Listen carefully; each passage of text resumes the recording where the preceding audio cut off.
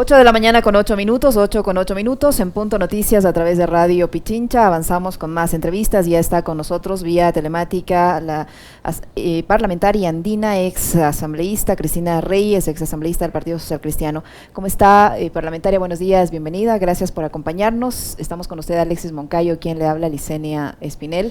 ¿Qué opinión le merece esta serie de alternativas que ha propuesto el gobierno nacional para enfrentar la crisis carcelaria? Cambios en la normativa, reforzar la seguridad a través de policía y fuerzas armadas, entre otros, trasladar los presos en teoría más peligrosos hacia la roca, en fin, una serie de medidas para tratar de enfrentar esta crisis carcelaria, porque al parecer ahora las personas que son aprendidas y que son llevadas a algún centro de rehabilitación social corren el riesgo de que sin querer se les aplique por anticipado una pena de muerte. Un preso ahora ya no sabe si es que va a lograr salir algún momento de un centro carcelario con toda esta situación. ¿Cómo está? Buenos días, bienvenida.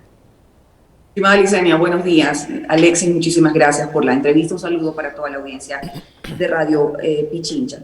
Sí, ya la ciudadanía no quiere que nos informen cuántos muertos hay. Ya se tiene que acabar esto con una impavidez terrorífica de contar muertos, sino de actuar y tomar el control nuevamente de los centros carcelarios, porque todos los hechos que usted menciona pueden ser medidas paliativas, pero necesitamos una solución integral. Yo creo que al análisis, a la luz de los hechos, de la disputa de territorios que vemos en la calle, de los operativos y las órdenes que salen de la cárcel, de también ver cómo en este nuevo motín asesinaron, y esto sí creo que probablemente pudo ser algo premeditado, porque ¿qué tiene que ver los presos que están en un centro transitorio con las disputas de las bandas? Esto amerita que ya el gobierno de una vez por todas tome el control, coloque a personas, si es que no las tiene, las encuentre preparadas, tanto en el Ministerio de Gobierno como quienes van a comandar estos operativos en la Policía Nacional y quien esté a cargo del SNAI, para que de una vez por todas devuelva la estabilidad. Todas las medidas que usted me menciona son, yo creo que parte de la solución, parte de un esquema de acciones, pero lo más importante ahora es retomar el control. Uno no se explica, y aquí claramente hay complicidad por parte de las autoridades de cómo los PPL han estado, pues, armados hasta los dientes, han tenido municiones, granadas, explosivos. Esto tiene que ser analizado, de cómo se introdujo, si es por el camión de la comida, si es porque los requisamientos, y imagino que ustedes también por su actividad profesional, y yo lo he hecho por la mía, he ido a las cárceles del país en algunas ocasiones, y uno pasa por una serie de filtros, o al menos te hacen la pantomima. Escuchaba también algunas personas que decían que hay que cambiar a todo el personal que está allí. Hay que cambiar a todo el personal, tienen que pasar por pruebas rigurosas, se tiene que aumentar sus sueldos, los pabellones tienen que ser reconstruidos, separados las personas que cometen delitos leves de las que cometen delitos muy graves contra la sociedad, identificar cuáles son los líderes, luego buscar estos procesos de pacificación. Pero al final del día yo conversaba con un amigo y algo muy importante es, en su momento existió un Plan Colombia. ¿Dónde está el Plan Ecuador? Con los recursos necesarios, porque esto se ha salido de las manos y esto está claramente vinculado con situaciones de narcotráfico, con disputa de territorios, y no es solamente un tema de la cárcel, es todo un esquema de seguridad que al gobierno le toca enfrentar, dejar de responsabilizar, echarle la culpa a gobiernos pasados. Para eso se le eligió, para que tome el control y para que empiece a actuar, porque vivimos actualmente sin duda en zozobra. Todo está conectado y necesitamos acciones realmente firmes, con estrategia.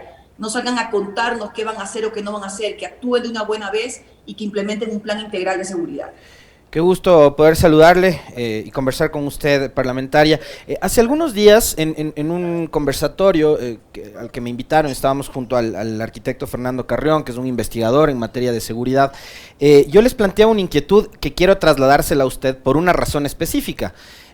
Usted es militante del Partido Social Cristiano y el Partido Social Cristiano fue aliado político de Creo y del presidente Lasso durante la última campaña presidencial. Ustedes, como alianza política, le plantearon al país un plan de gobierno. En ese plan de gobierno deben haber incluido un plan de seguridad para el país. ¿Cuál era el plan que se tenía pensado desde la campaña proponerle al Ecuador para garantizar la seguridad dentro y fuera de las cárceles? Son varias acciones, estimado Alexis, que tienen que ir coordinadas unas con otras.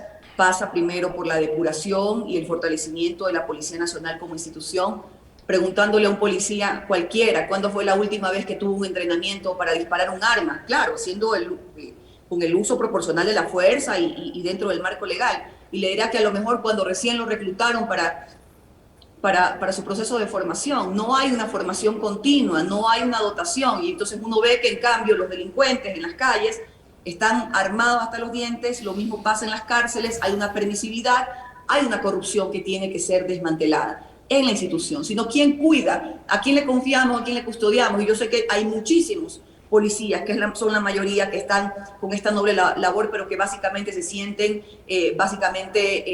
sin las herramientas necesarias para cumplir con su trabajo. Se tiene también que trabajar coordinadamente con los gobiernos autónomos descentralizados. La tecnología puede ser algo disuasivo y algo también que permita identificar en el caso de cometimiento de delitos.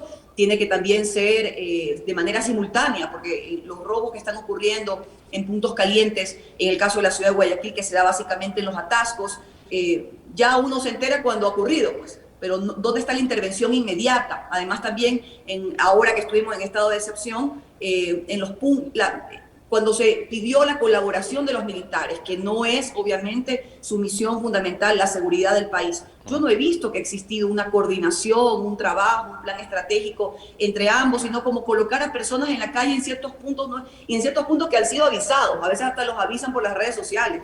Tienen que ponerse los puntos calientes en este momento, que en el caso de la ciudad de Guayaquil son atascos, agencias comerciales, agencias bancarias, incluso hasta restaurantes. En Colombia, por ejemplo, que bueno, también se ha aumentado ahora mismo el tema delincuencial por la pandemia y otras situaciones también vinculadas a pobreza, falta de oportunidades. Hay policías que responden por los cuadrantes, responden por cuadras. No es que traen a un policía de una provincia del oriente ecuatoriano y la ponen en una playa costera. Debe haber una armonía en todo este proceso de formación y también en el trabajo al que tienen que responder y sus debidas especializaciones. También, obviamente, la gente hace énfasis en que el Consejo de la Judicatura, a propósito de la justicia, tiene que también tener un control disciplinario. A veces cuando uno ve que en medio de la seguridad hay un esfuerzo por parte de la policía, pero luego o hay amenazas o a lo mejor hay corrupción e inmediatamente a personas que no se les debe dar, se les da medidas sustitutivas o en su momento se le da ya sentencia o se les absuelve de sus culpas. Hay también un gran debate en este momento a propósito de lo que ha ocurrido en el transitorio, de a lo mejor en algunos delitos el abuso de la medida de prisión preventiva. Se supone que es una medida de último rato y que se tiene que dar cuando existen elementos o de una persona que se va a fugar o de una altísima peligrosidad para la sociedad, pero que también tiene que ser ubicada en pabellones que guarden armonía y con políticas de rehabilitación. En este país no, es un desastre. Así que ojalá que esta bomba que le está reventando el presidente Lasso, que evidentemente no es su culpa, nadie le puede culpar de esta situación, todos tenemos que sumar esfuerzos. Ha sido como una multiplicidad de errores que se han ido acumulando, de permisividades que se han ido acumulando, también respecto al narcotráfico y otros delitos conexos, el sicariato también, que es una modalidad que tiene que prácticamente poner allí una medida efectiva para desarmar esto. Tiene que hacerlo ya. Y si hay que buscar ayuda internacional, hay que buscarla ya. La sociedad tiene que estar unida en esto porque es un gran desafío lograr que el Ecuador, al menos, siempre hemos tenido conatos y problemas y tal, pero que bajemos estos niveles de zozobra trágicos que tenemos en este momento en el país. ¿Sabe por qué le preguntaba eso yo? Porque más bien lo que hemos notado es mucha improvisación. Entonces, si había un plan, si había una hoja de ruta en tema de seguridad, digamos, eso se contrapone con las decisiones de última hora y con los paños de agua tibia que ha tomado el gobierno. Tanto es así que designa recién a un director de SNAI 3-4 meses después de haber asumido funciones. Le dura 2 semanas, pone a Garzón, le dura hasta esta masacre, regresa a Cobo, se reúne con todas las funciones del Estado, rodeado de abogados del presidente, y le hacen cometer un hierro horrible, como por ejemplo anunciar la tipificación de un delito que está en la legislación ecuatoriana desde hace medio siglo. Entonces, créame, yo veo mucha improvisación. O sea, no sé si es que en ese plan de gobierno había o no una estrategia de seguridad. aparentemente no había.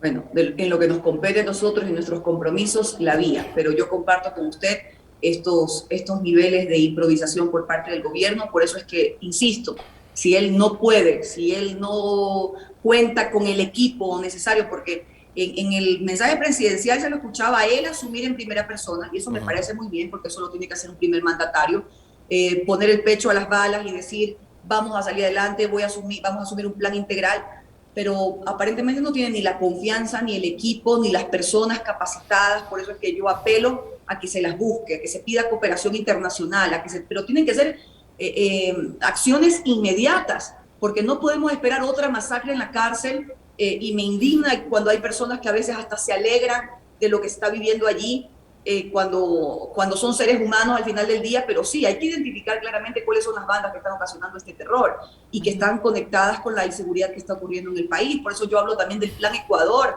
que requiere recursos, que requiere estrategia, que requiere, dentro del marco de la ley, por supuesto, y el respeto de los derechos humanos, una intervención inmediata por parte del gobierno nacional para devolver la tranquilidad que hay en el país. Pero por otro lado, Alexis, siempre hay que diferenciar.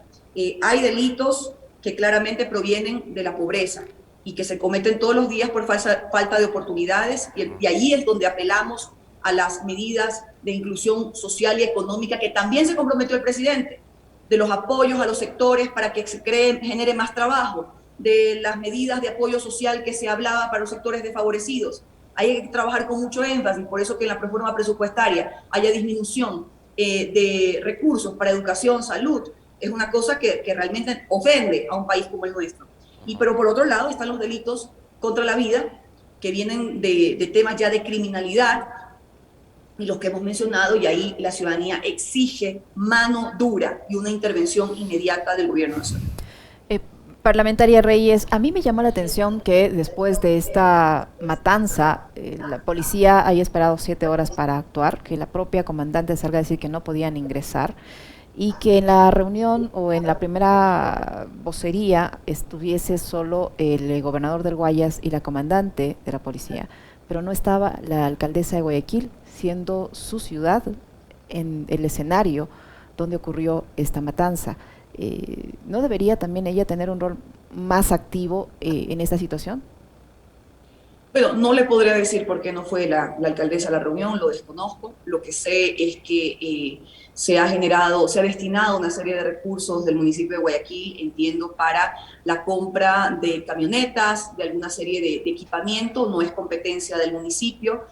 Comprendo que en las rondas, y porque lo he conocido la otra vez que estuvimos en un barrio popular de Guayaquil, en el Guasmo de la ciudad, las camionetas que patrullan, hacen el patrullaje, por ejemplo, tienen mantenimiento, apoyo en gasolina, temas logísticos, no lo sé, por parte del municipio de Guayaquil. Por supuesto que no es competencia de la alcaldesa, pero la ciudadanía también reclama, y creo que lo he escuchado, a lo mejor esperamos más firmeza, el cumplimiento del gobierno nacional, de estrategia, formación, que la comandante general diga que esperaron, que no tuvieron claramente evidencia que no estaban preparados, porque no se trata, eso también hay que tenerlo claro, de entrar por entrar, cuando ya sabemos que las bandas allí dentro están armadas hasta los dientes. Ahí hay que establecer responsabilidades. ¿Quién permitió que entren esas armas? Hay que cambiar a todo el mundo allí. ¿Por qué la policía no está preparada? Son deficiencias que no las tenemos que explicar, quedan a la luz, y eso hace mucho daño porque le da alas a la delincuencia para seguir actuando. Entonces, todo el plan integral que tiene que establecer el presidente, que no debe ser únicamente en un estado de excepción por 60 días, que tiene que ser ya un plan estratégico, debe contemplar la formación y preparación de la Policía Nacional, incluso en estas situaciones extremas que ya son repetitivas, que ya nos han dejado tanto pesar y que no estamos exentas de que vuelva a ocurrir.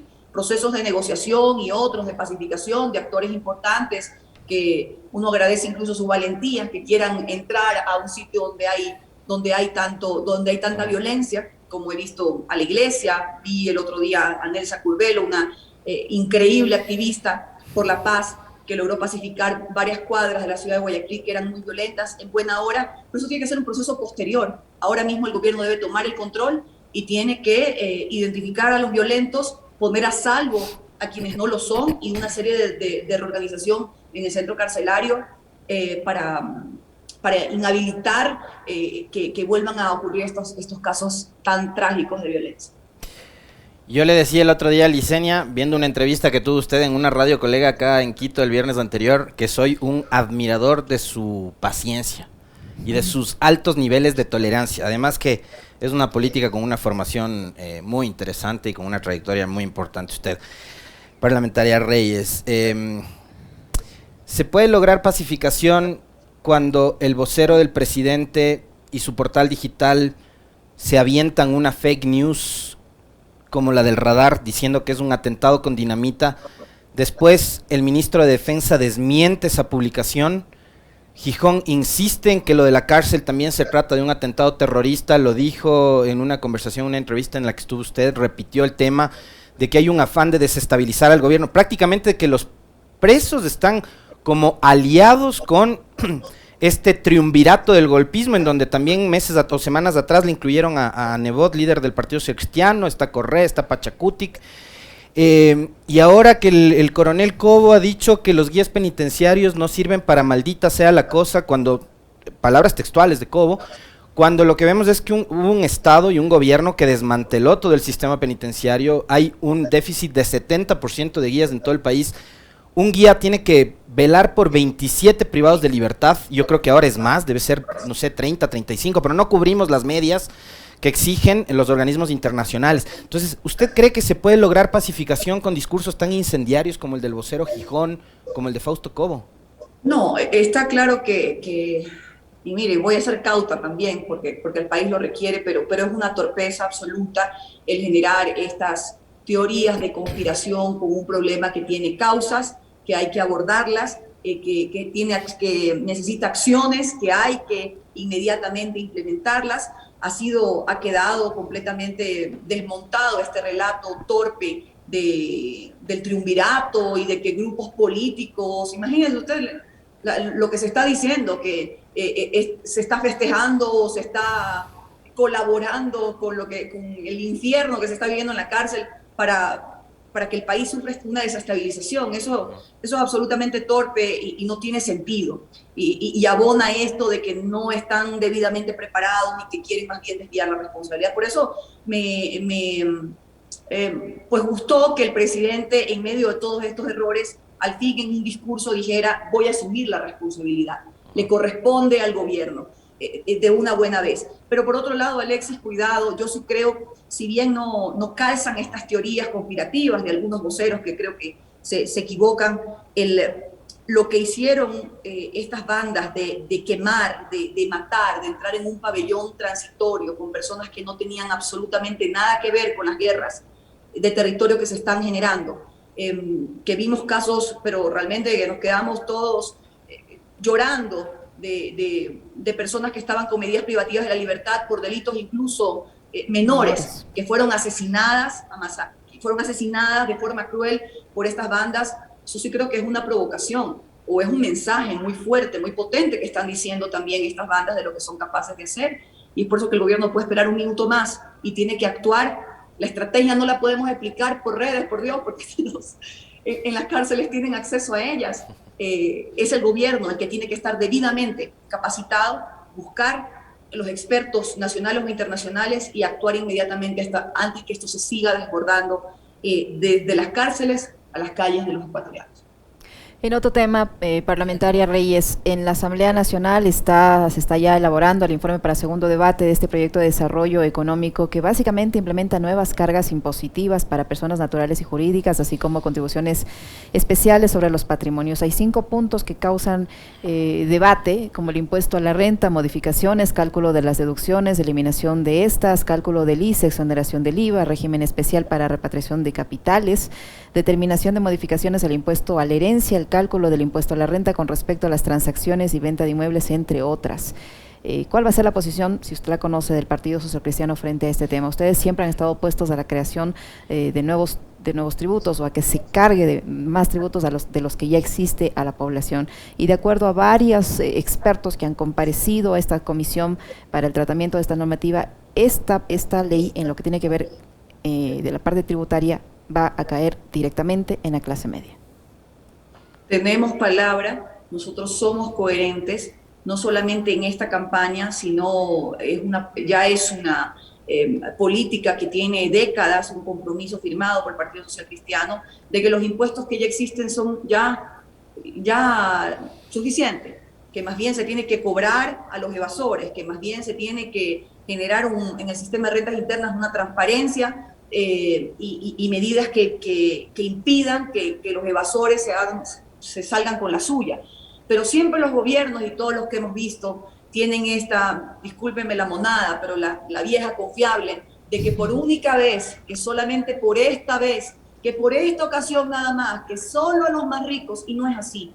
Hemos visto cómo se ha subido el IVA, hemos visto 16 reformas tributarias o más entre el gobierno del expresidente Correa y el gobierno del expresidente Moreno. El presidente Lasso se comprometió, iba pueblo por pueblo, comunidad por comunidad, entre sus compromisos de campaña, y que ha sido una teoría impulsada por el Partido Social Cristiano, que no se le iba a aumentar impuestos a la gente, porque estamos viviendo hoy una doble condición. Es como un desajuste de un pésimo gobierno que dejó en una muy mala administración a nuestro país, por otro lado una pandemia que recrudeció las condiciones sociales y económicas del Ecuador. Somos de los poquísimos países del mundo que quiere subir los impuestos en esta situación, cuando la mayoría están generando ayudas económicas, créditos baratos, lo han solicitado organismos internacionales multilaterales de crédito. El presidente se comprometió y es perfectamente posible entregar esto que dijo, los 1.000 millones al 1% a 30 años plazo a los agricultores y a los ganaderos, pero nada, no les da respuesta.